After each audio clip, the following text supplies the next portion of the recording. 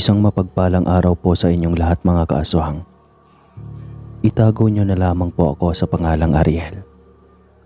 Nakatira dito sa lalawigan ng Samar at ang edad ko ay 49 na.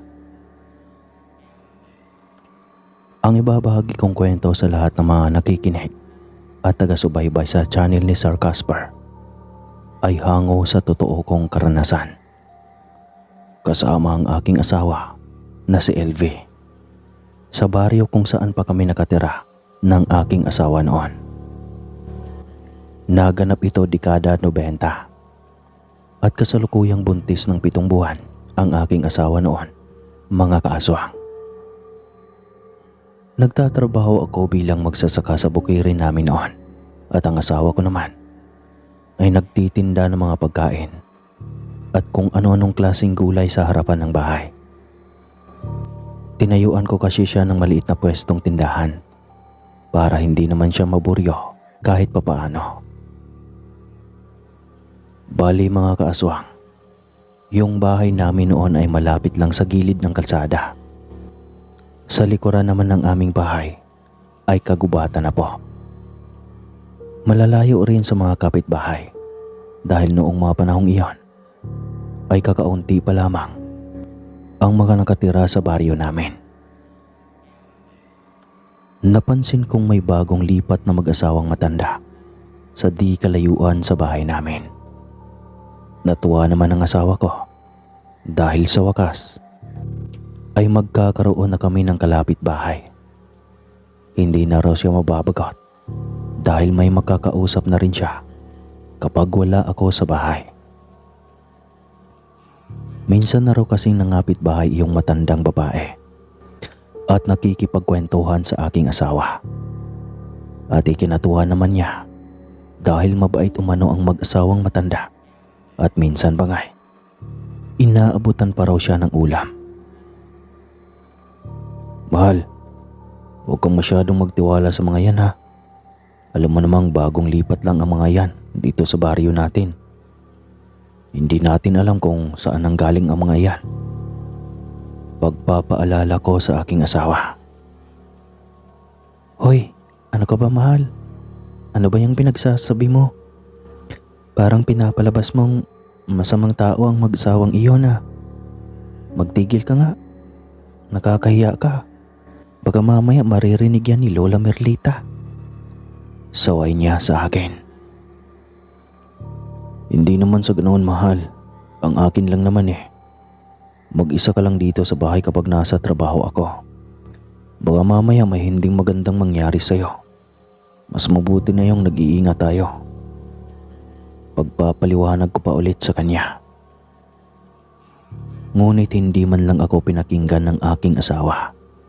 Sa halip ay nagtatatalak lang ito lalo at nagagalit na kesyo kung ano-ano raw ang iniisip ko sa mag-asawang matanda. Gayong mababait naman raw ang pakikitungo ng mga ito.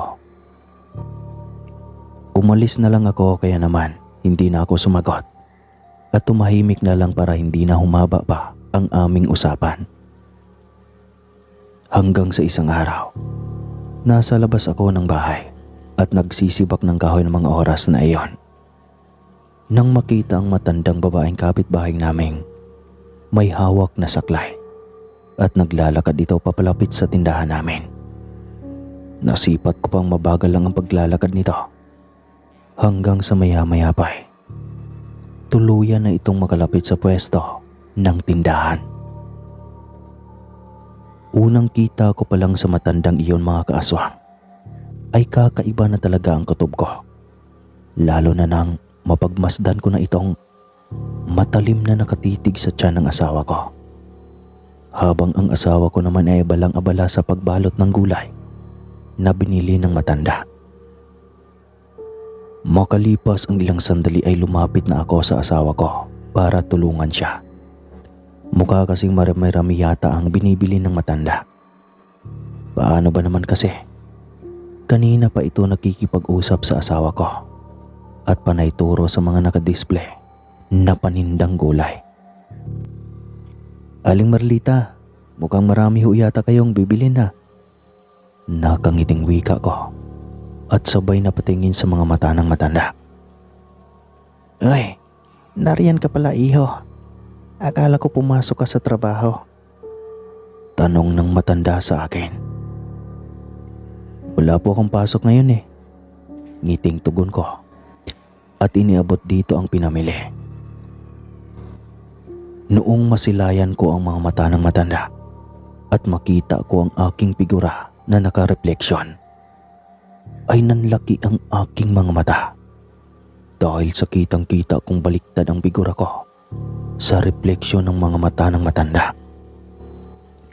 Noong mapagtanto kong may kakaibang ang tinatago ang matanda, ay nagmamadali kong iniwas ang aking paningin dito at dali-dali nang lumapit sa asawa ko nang maglakad na paalis ang matanda.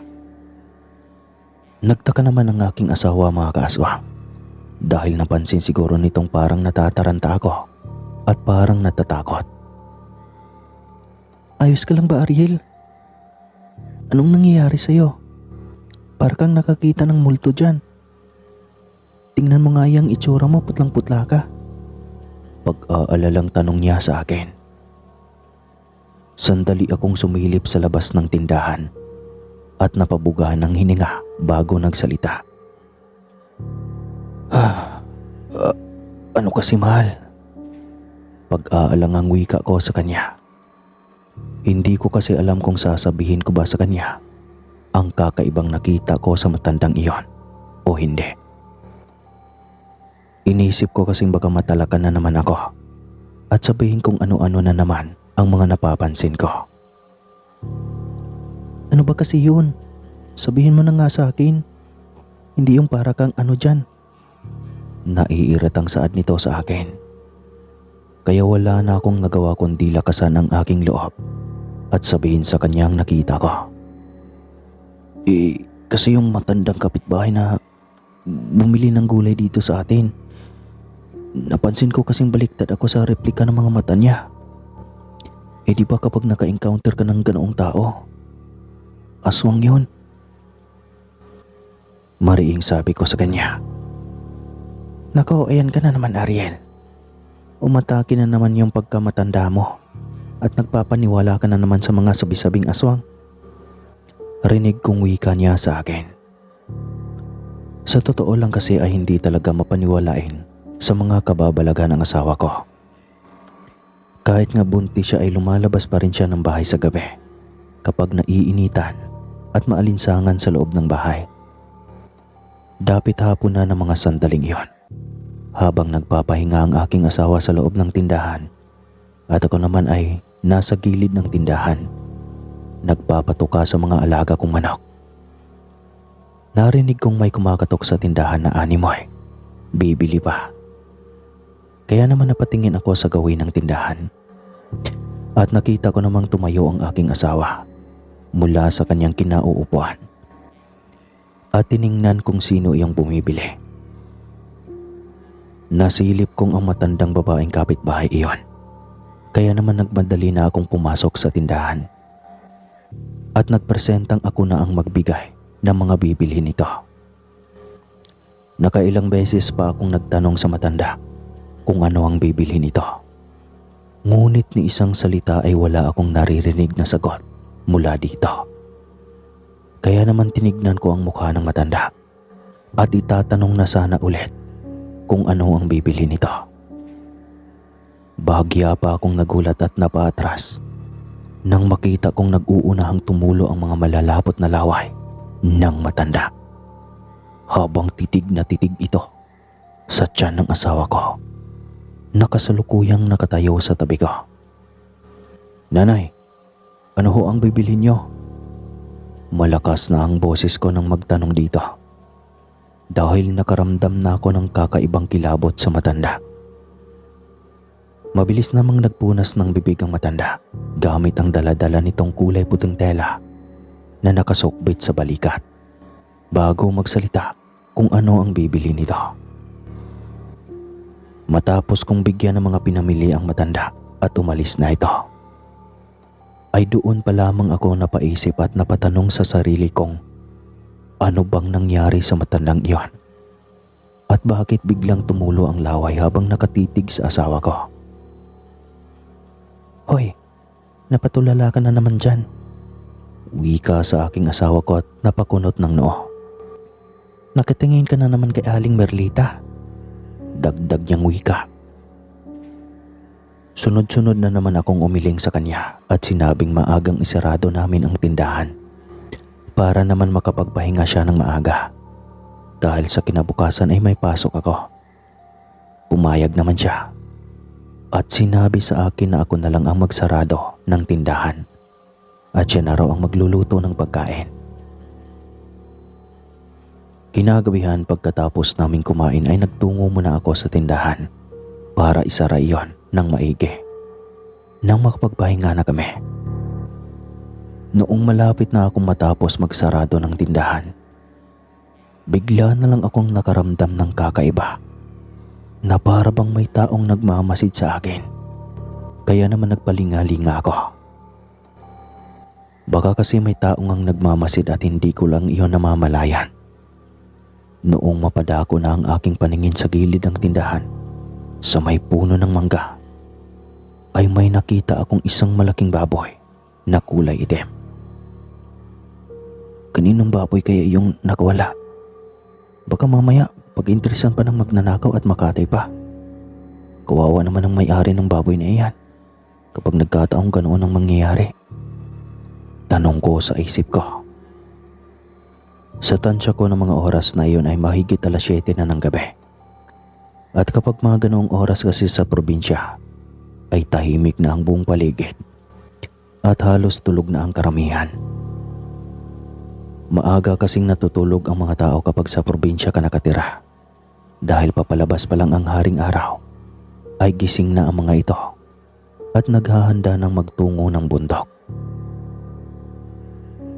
Maya-maya pa ay napapansin ko na ang dahan-dahang gumagalaw at naglakad ang baboy papalapit sa kinaroroonan ko. Naramdaman ko na rin ang kakaibang presensya sa paligid ng mga oras na iyon. Dahil sa biglang nag-iba ang klima ng simoy ng hangin, naging maalansangan ito at may naamoy na rin akong kakaibang mabaho na para bang amoy imburnal na may matagal nang nabubulok na patay na hayop. Ganoon na ganoon po ang naamoy ko ng mga oras na iyon. Kaya naman kinakabahan ako at lumakas na ang kabog ng aking dibdib. Ilang sandali pa'y nakita ko nang malapit na sa kinaroroonan ko ang baboy at mas lalong nanlaki ang aking mga mata nang makita kong kakaiba ang kulay ng mga mata nito. Sa kadahilan ng kulay pulang nagbabaga iyon na para bang nagbabagang uling. Naririnig ko na rin ang tunog ng paghagok na nanggagaling sa baboy at sumisinghap-singhap ito. Sandali ko pang tinitigan kung ano ang gagawin ng nilalang na iyon. Dahil sa pagapang sa lupa itong lumalapit sa akin ng dahan-dahan. At may 2 matutulis na ngipin ang lumalabas mula sa magkabilang bibig nito. Tumutulo ang malalapot nitong laway na may mga bula-bula pang sumasabay. At noong tuluyan ng makalapit sa akin ang malaking baboy, ay malakas na binangga nito ang aking binte. Kung kaya kaagad naman akong napakapit sa gilid ng tindahan. Noong una ay binugaw ko lamang ito at pinalis. Sa pag-aakalang normal na baboy lang iyon at naliligaw lang sa bakuran namin doon sa may tindahan. Ngunit habang tumatagal ay napapansin kong mas lalong nanggigigil at naging agresibo ang baboy at akmang dadambahan ako nito. Mabuti na lamang at hawak-hawak ko pa ang panungkit na panglaksana sa tindahan. Kung kaya iyon ang pinanghampas ko sa baboy at kaagad na tinawag ang asawa ko sa loob ng bahay. "Mahal, akin na yung itak. Dalian mo." Sigaw ko pa sa asawa ko. Noong marinig ng aking asawa ang pagsisigaw ko, ay mabilis na itong lumabas ng bahay bit-bit ang itak. Nagulat pa ito nang makita ang nilalang na dumadamba sa akin. At ayon naman sa kwento ng aking asawa, noong makita niya akong dadambahan na, ay isang napakalaking aso ang kanyang nakita. Kung kaya mabilis na siyang tumakbong palabas ng pintuan, at kaagad na inihagi sa akin ang itak. Nakamuntikan pa akong matamaan, mga kaaswang. Mabuti na lamang at nakailag ako, kundi tiyak na natamaan ako ng itak. Kaagad ko namang pinulot ang itak at akmang isasaksak na sana sa nilalang. Subalit mabilis na nakatakbo iyon patungo sa kagubatan. Kasunod ng pagkawala ng nilalang ay sunod-sunod na huni ng wakwak ang naririnig naming mag-asawa. Kaya mabilis ko nang inutusan ng aking asawa na pumasok na sa loob ng bahay. Saktong isasara ko na ang pintuan ay siyang paglapag ng malaking ibon sa harapan ng bahay namin, at naglalabas ito ng huni ng wakwak. Wak! Wak! At walang ano-ano ay bigla na lamang akong dinakot. Mabuti na lamang at mabilis akong nakakilos, kung kaya hindi ako nadakot ng mahaba nitong kuko. Bagkus ay nasugatan ako ng mahagip ng mahabang kuko ng aswang ang braso ko. Nang mga oras na yun, mga kaaswang, ay sobrang nangilabot ako at ang lakas ng kabog ng dibdib ko dahil sa takot. At ayon naman sa asawa ko, halos hindi daw siya makapagsalita. Nagmistula siyang pipi dahil sa sobrang pagkagulat at kilabot. Mas lalo pang nanindig ang balahibo ko noong makita ko ang nilalang na unti-unti nang nag-aanyong matanda. May kahabaan ang buhok ng matanda at gumalaw-galaw iyon na para bang may sariling buhay. Nagbabaga ang mga mata nito at walang humpay ang pagtulo ng mga laway. Naknang! Asawa ko pa talaga ang pinagbalakan mong aswang, ng demonyo ka.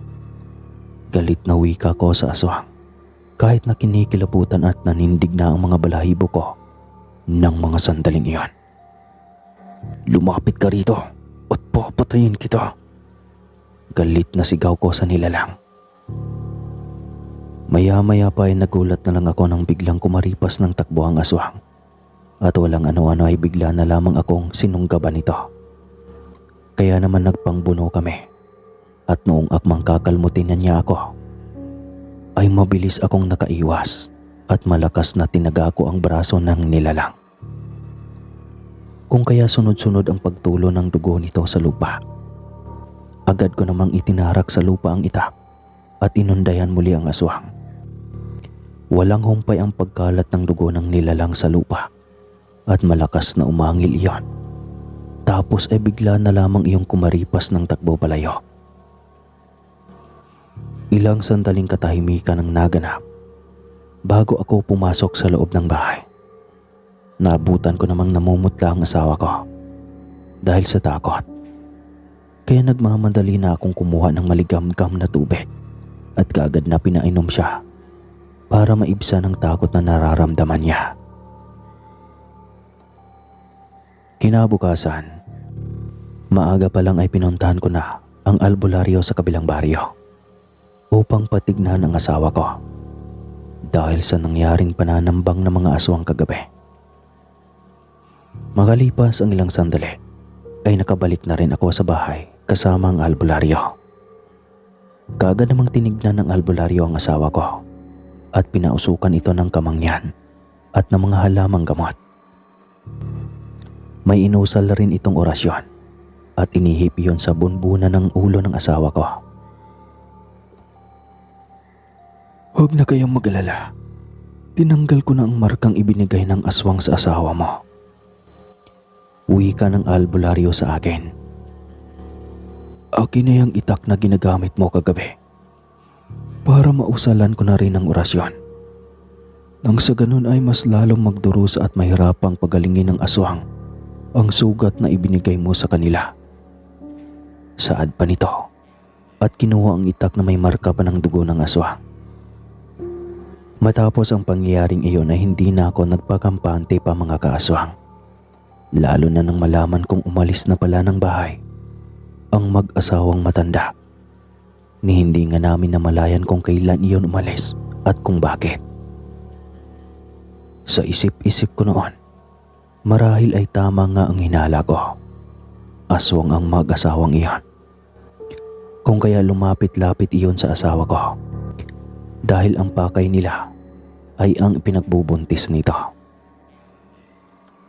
Ilang gabi pang hindi ako mapakali at makatulog ng maayos dahil sa kakabantay sa asawa ko, at nag-aabang rin ako dahil baka bigla na lang bumalik ang aswang. Mas mabuti na iyong handa ako palagi para hindi mapahamak ang pamilya ko. Lumipas ang 1 linggo ay nabalitaan ko na lang na patay na ang mag-asawang matanda na lumipat lang pala sa kalapit baryo. Ayon sa mga nakakita, ay malaki at namamaga ang sugat ng matandang babae. Samantalang ang lalaki naman raw ay atake sa puso ang ikinamatay. Saglit pa akong pumunta sa burol ng mag-asawa para kumpirmahin kung tama ba ang hinala kong sila nga ang aswang na sumunggab sa amin noong nakaraang linggo. Nung makita at makumpirma ko na ngang sila nga mga kaaswang, dahil sa tandang-tanda ko pa kung saan banda ko nasugatan ng matandang babae, ay ganoon na ganoon rin ang sugat ng bangkay ng matandang babae. Kaya alam kong sila nga ang umaswang sa amin. Makalipas nga ang ilang buwan, ay naipanganak naman ng maayos ng asawa ko ang anak namin. At naging maayos na rin ang aming pamumuhay. Hanggang dito na lang po ang aking kwento mga kaaswang. Marami pong salamat sa lahat ng nakikinig. Muli po, ako po si Ariel ng Samar.